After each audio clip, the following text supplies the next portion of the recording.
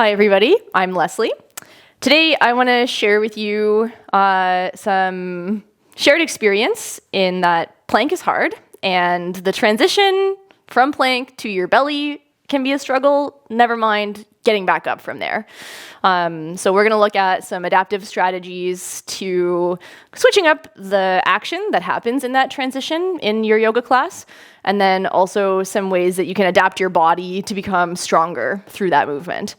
I also want to just remind everybody that yoga is not really an exercise class, so it can be super empowering to have these options so that you can kind of choose the right intensity so that you're staying in connection with your experience rather than just struggling and having a hard time, okay? So check this video out and then watch it again and try the move along with me. Let's start by defining what plank looks like and maybe feels like when it is strong and supported.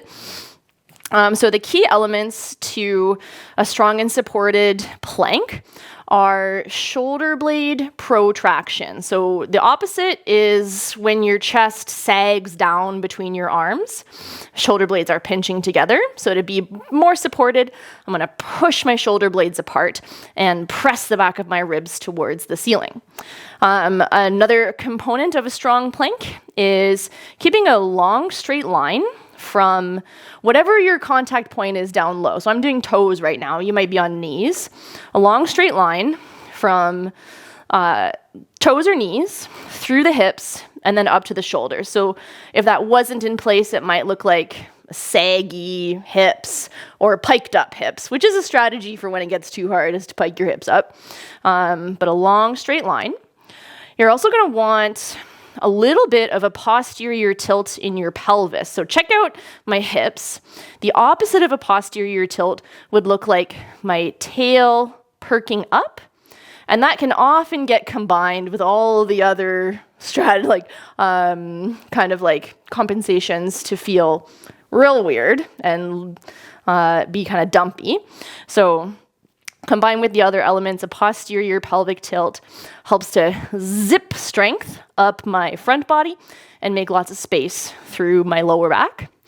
The last component is to firm my legs really intensely and even firm my bum.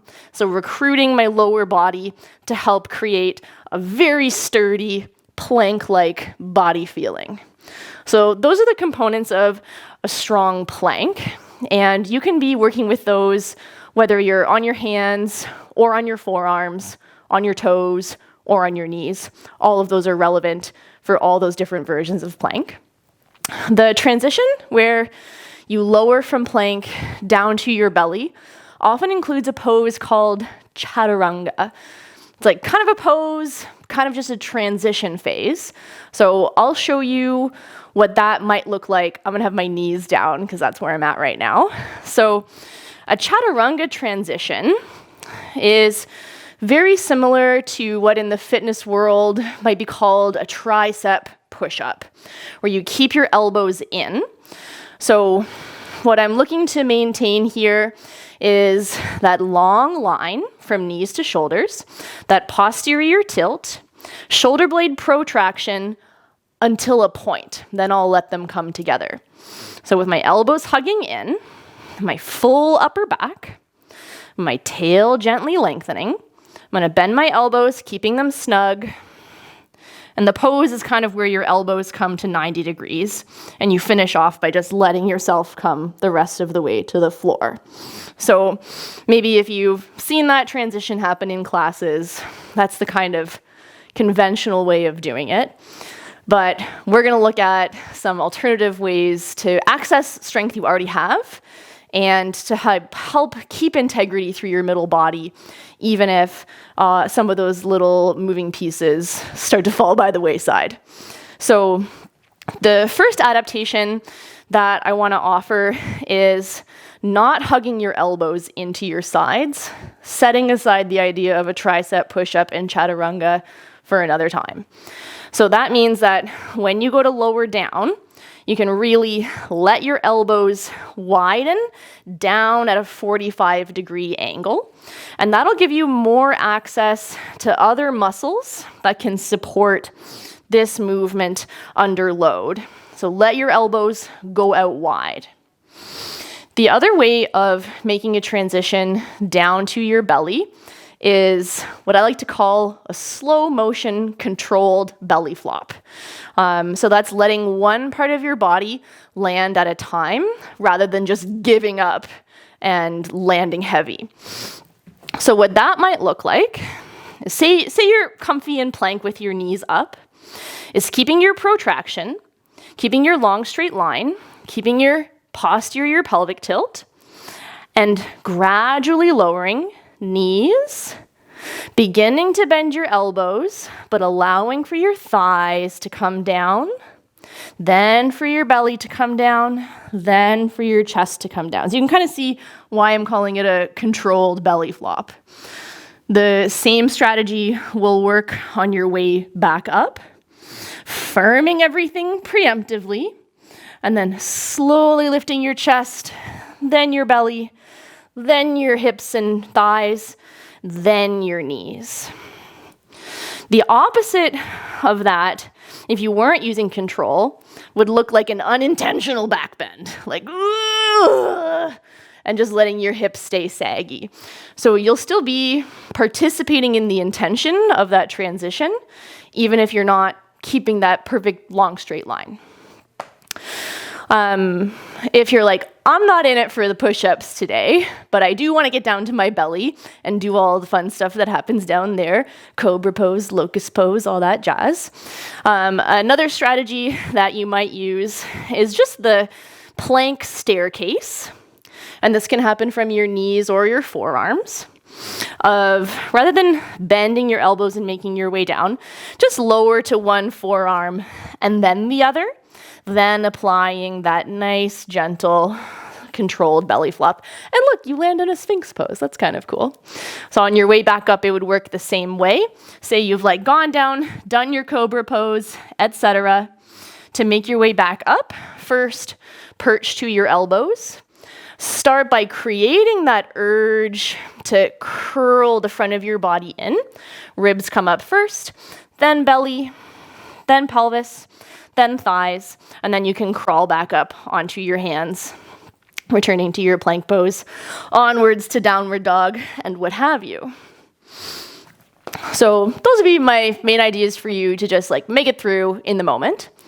If you are interested in building strength and adapting your body to perform this movement in its conventional format, I have a few exercises that you could add to your yoga practice or add to your daily movement practice to help build capacity and build strength. So the first one is focusing on the strength of the muscles right here on kind of like the back corner of your armpit, around the side of your rib cage, in protraction and retraction. So retraction is when your chest sinks down and your shoulder blades pinch together. Protraction is when your shoulder blades come apart and more space opens up between your front body and the ground. What I would recommend that you try is a set of about 12 of these and really push right to the top of your protraction. You can add load and add challenge by doing the same movement from a kneeling plank or from a toe tucked plank. Like this. So generally speaking, when you're looking to build your strength, somewhere between 8 and 10 repetitions for about 3 sets with rest between your sets.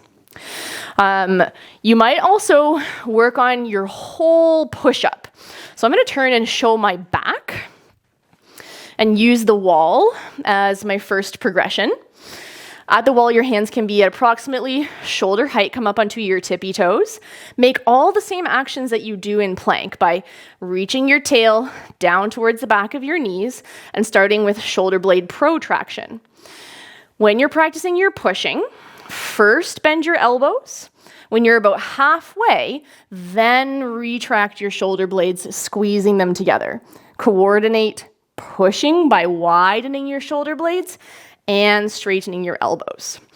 Wall push-ups are a great place to start if you're new to this movement, and they're a great place to learn the movement. Then you can add load, coming down to a countertop or a windowsill, practicing the same thing. First elbows, then shoulder blades, coordinating them on the way back up. And when you're feeling like you can bang out your 3 sets of 8 to 12 repetitions, then you can take it down to the floor, perhaps on knees or perhaps on toes. Same thing, elbows together with your shoulder blades. Finally, the last capacity that I would encourage you to explore increasing if you're interested is teaching your body to hold a shape over time, and a shape that's difficult to hold. So you might do that to really hammer home the strength of these muscles here with your shoulder blade protraction, long straight spine, and then tuck your toes and hover your knees off the ground. We'll call this hovering table. And I'm really gripping with my hands and pushing from the depths of my armpits right down into my palms. And what I'm looking for is to slowly build capacity to hold this shape without sagging through my shoulder blades. So you might try it and see what your capacity is right now and slowly work your way up to holding it for a solid minute times 3 sets.